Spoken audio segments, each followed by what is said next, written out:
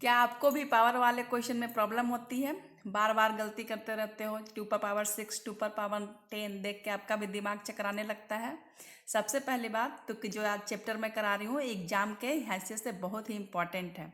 और आप जो ये सोचते हो ना कि चलो 10 चैप्टर में से 5 चैप्टर कर लेते हैं, 2 चैप्टर ना करेंगे, कितने क्वेश्चन छूटेंगे, तो सबसे पहले आप क्वेश्चन को छोड़ना बंद करिए, ठीक है। क्योंकि आप जो क्वेश्चन छोड़ते हैं ना, एक एक नंबर कट के आपके ना मार्क्स 80 से कहाँ पहुँच जाते हैं, 60 तक पहुँच जाते हैं। तो ये गलती करना आप बंद करिए।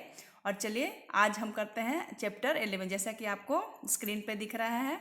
आज हम क्लास 7 की मैथमेटिक्स एनसीईआरटी का करेंगे, चैप्टर 11 पावर एंड एक्सपोनेंट्स, ठीक है। तो इस एक चैप्टर से भी आपके 5 या 10 नंबर बनते हैं। तो चलिए कॉपी पेन अपना रेडी रखिए और चलते हैं अपने स्लाइड पे। देखिए आज हम करेंगे एक्सपोनेंट्स एंड पावर्स। आज हम करेंगे क्वेश्चन नंबर 1 से लेके 4 तक, इसको आज हम कवर करते हैं। देखिए थोड़ा सा इन्हेंस करती हूँ।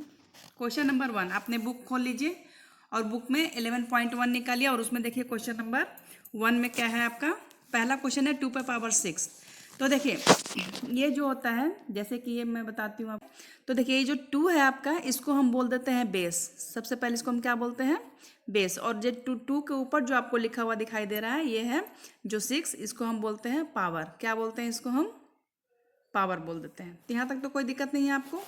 चलिए तो इसको कैलकुलेट कैसे करना है वो हम देख लेते हैं। तो देखिए जो भी नंबर के ऊपर पावर रहता है, जैसे मान लीजिए 2 पे पावर 6 है, तो ये 2 जो है बेस जो है वो खुद को रिपीट करता है।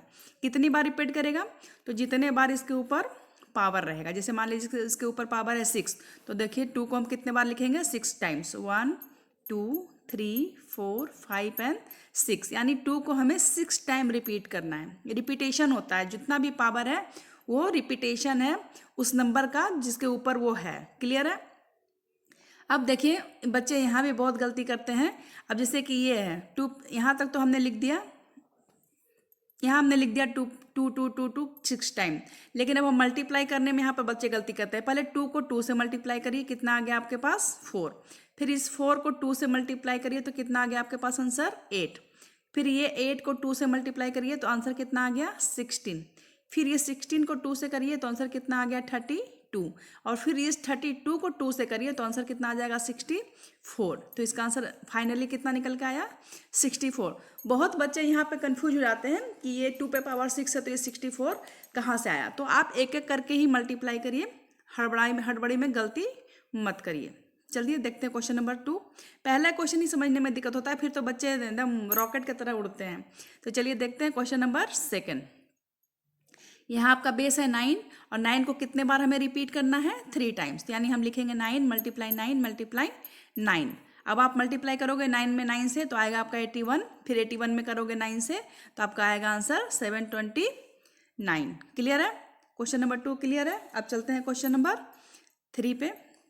देखिए क्वेश्चन नंबर 3 में किसको रिपीट करना है हमें, 11 को कितने टाइम रिपीट करना है 2 टाइम, यानी 11 मल्टीप्लाई 11, जैसा कि आप यहाँ लिखा हुआ देख रहे हैं।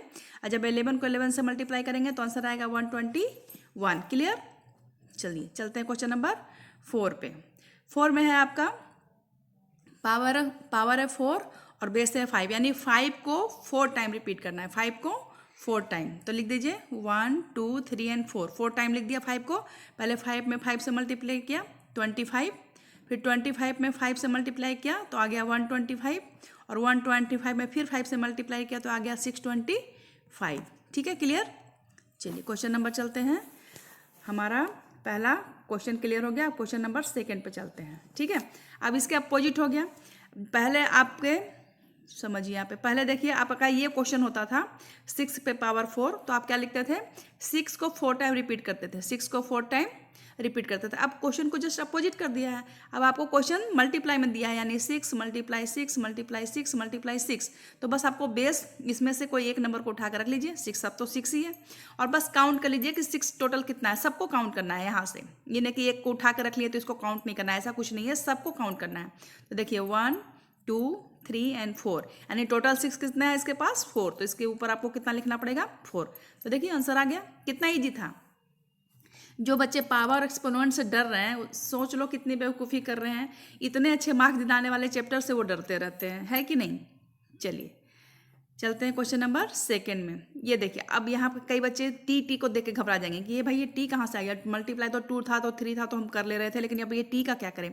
कुछ नहीं करना है। टी वाला वेरिएबल वाला क्वेश्चन और भी ईजी होता है। जैसे कि यहाँ पर लिखा हुआ है टी और टी, तो सबसे पहले तो आप लिख दीजिए टी और काउंट करिए टी कितने बार है। कितने बार है टी? 2 बार। तो इसके ऊपर लिख दीजिए 2 टी पे स्क्वायर। ये हो गया इसका आंसर। क्लियर है कि नहीं। चलिए क्वेश्चन नंबर 3 देखते हैं। यहाँ देखिए बी बी बी बी, पहले तो सबसे पहले तो लिख दीजिए बी, और बी पे कितने बार है 1 2 3 एंड 4। फटाक से काउंट करके आंसर लिख दीजिए। सेकेंड भी नहीं लग रहा है, सेकेंड भी नहीं। सोच रहे हैं हम मैथ का पेपर कितना जल्दी कर सकते हैं अगर आप चाहिएगा तो। चलिए क्वेश्चन नंबर आगे देखते हैं। 4th देखिए, 4th में यहाँ पर 2 नंबर है। बच्चे कहेंगे भाई यहाँ पे कैसे करें, तो देखिए 2 नंबर है तो हम दोनों को लिखेंगे। पहले 5 दिख रहा है, फिर हमें 7 दिख रहा है, तो पहले 5 को लिख लीजिए।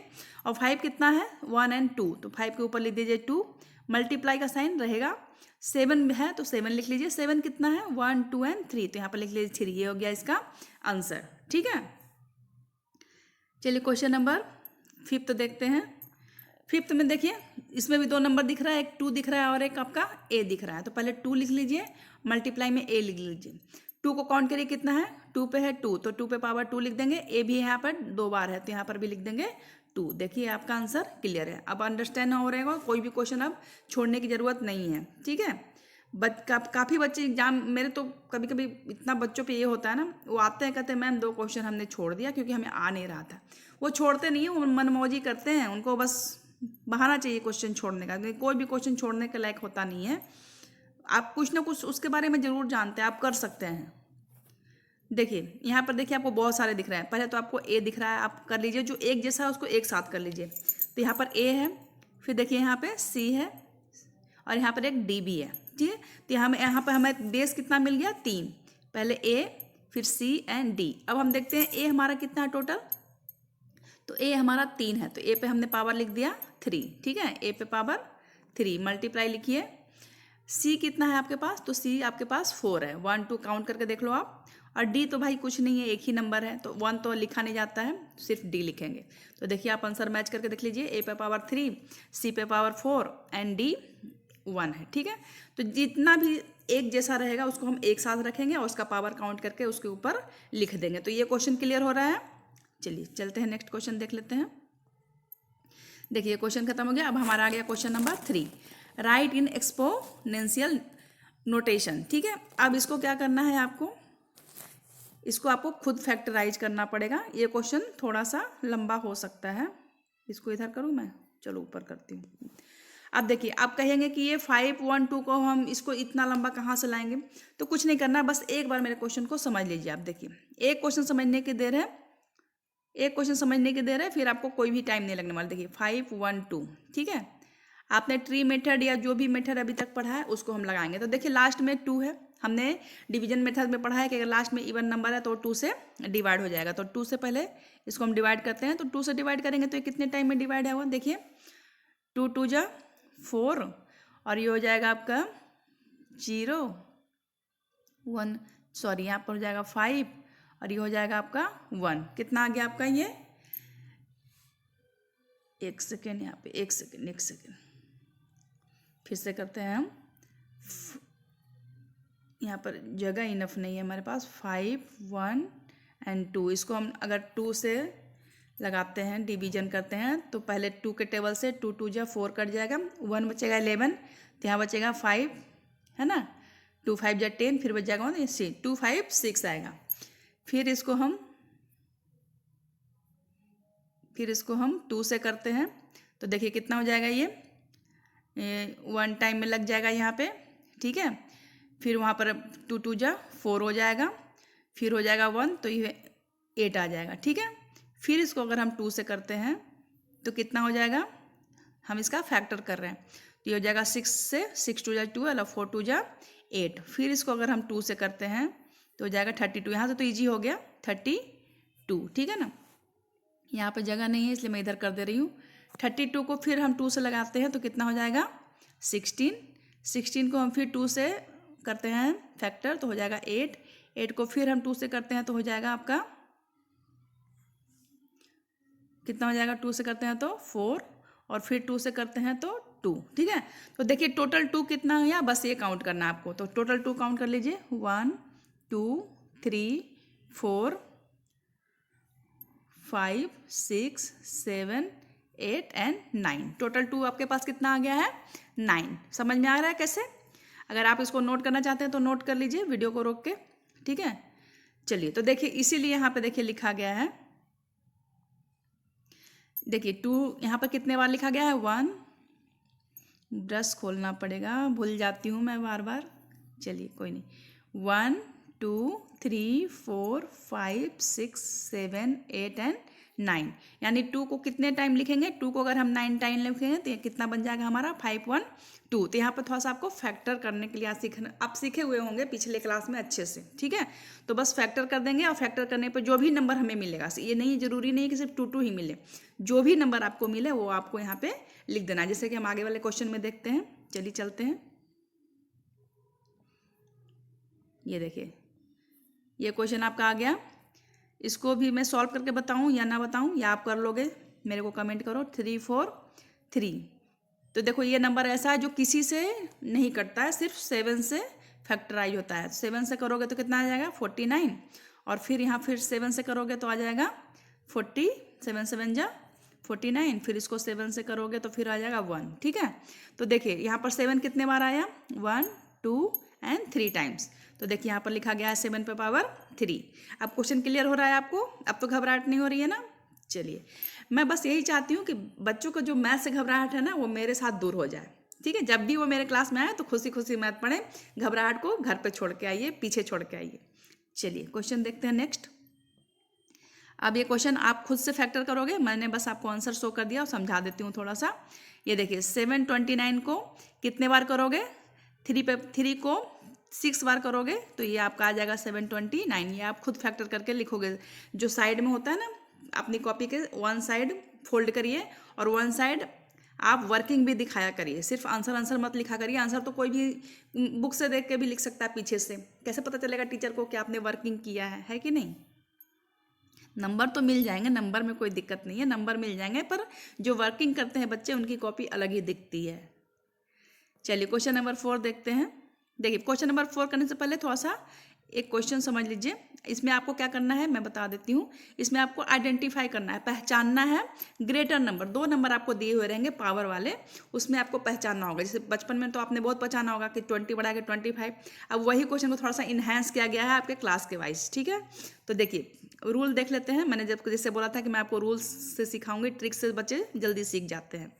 तो देखिए इसमें सबसे पहले याद रखिए कि अगर बेस सेम है तो बड़ी पावर वाला नंबर बड़ा होगा। जैसे मान लीजिए कि 2 पे पावर 8 है और 2 पे पावर 10 है, जैसे कि इसमें देखिए दोनों का बेस सेम है, तो इसमें बड़ा कौन सा होगा, जिसके ऊपर पावर बड़ा है।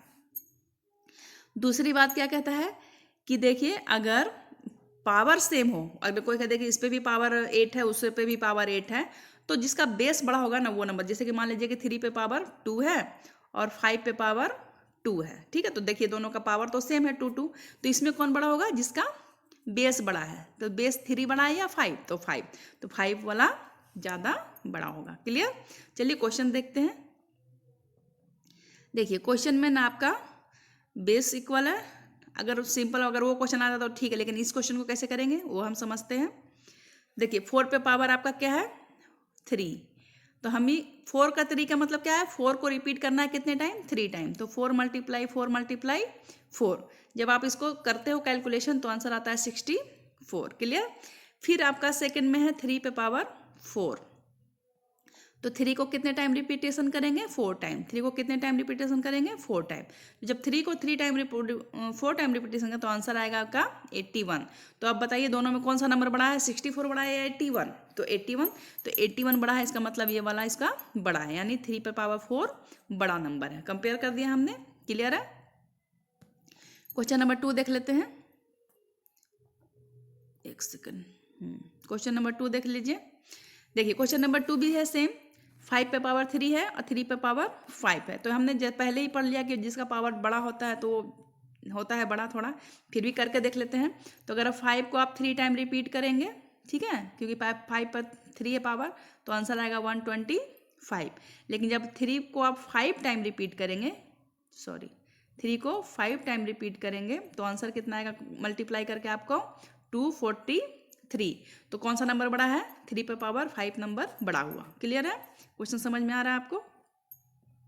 इसमें भी सेम क्वेश्चन है, 2 पे पावर 8 और 8 पे पावर 2। ठीक है, 2 पे पावर 8 को किया तो आंसर आया है 256, 8 को किया है तो 64। तो आंसर ऑलरेडी ऑब्वियसली कौन सा बड़ा होगा? 2 पे पावर 8 बड़ा होगा। क्लियर? क्वेश्चन नंबर 4 देख लेते हैं। देखिए, इसमें तो कुछ करने की ज़रूरत ही नहीं है। किसी भी नंबर को हम 100 बार मल्टीप्लाई करेंगे तो वो नंबर सोचिए कितना बड़ा आएगा, कितना बड़ा हो जाएगा। कॉपी में लिखने के लिए 0 भी कम पड़ेगा हमारे पास। ठीक है, तो यानी 2 पे पावर 100 सबसे बड़ा होगा। ये तो पावर 2 ही है, 2 का पावर मतलब क्या है? इस पर बस 4 0, ये काम खत्म हो गई। ये इतना ही होगा ना मल्टीप्लाई करके। और ये 2 पे पावर 100 सोच रहे हैं कितना नंबर बढ़ेगा, तो यानी ये नंबर आपका बड़ा हो गया। क्वेश्चन नंबर 5 देख लेते हैं। 5 में देखिए 2 पर पावर 10 और 10 पे पावर 2, ऑब्वियसली पावर 10 वाला बड़ा होगा, है ना? क्योंकि देखिए 10 मल्टीप्लाई 10 करेंगे तो आंसर कितना आएगा? ओनली 100 आएगा। लेकिन 2 पर पावर 10 को करेंगे तो 1024 आएगा। तो इसमें कौन सा बड़ा हुआ? 2 पर पावर 10। ठीक है, ये करने में बड़ा मजा आएगा, खुद से करके देखिए, एक पजल की तरह लगेगा आपको। तो चलिए, आज हमने क्वेश्चन 1 से लेकर 4 तक किया। उम्मीद करती हूँ कि अभी तक आपको सब समझ में आ गया होगा। अगर मेरे चैनल पर अगर आप नए हैं, आप पहली बार मेरी वीडियो देख रहे हैं, तो चैनल को एक लाइक, शेयर एंड सब्सक्राइब करना बिल्कुल भी ना भूलें। मैं मिलूंगी फिर नेक्स्ट वीडियो में क्वेश्चन नंबर 5 से आपको समझाऊंगी। अगर वीडियो आपको आज की हेल्पफुल लगी है तो प्लीज़ शेयर, सब्सक्राइब करना बिल्कुल भी ना भूलें। और अपनी पढ़ाई को एकदम मज़े से करें, क्योंकि मैथ से डरने की ज़रूरत बच्चे है नहीं। ठीक है, बस आपको प्रैक्टिस लगाने की ज़रूरत है, जो कि आप लगाते रहिए। ठीक है, टाइम टू टाइम लगाते रहिए। मैं मिलती हूँ नेक्स्ट वीडियो में, तब तक के लिए बाय।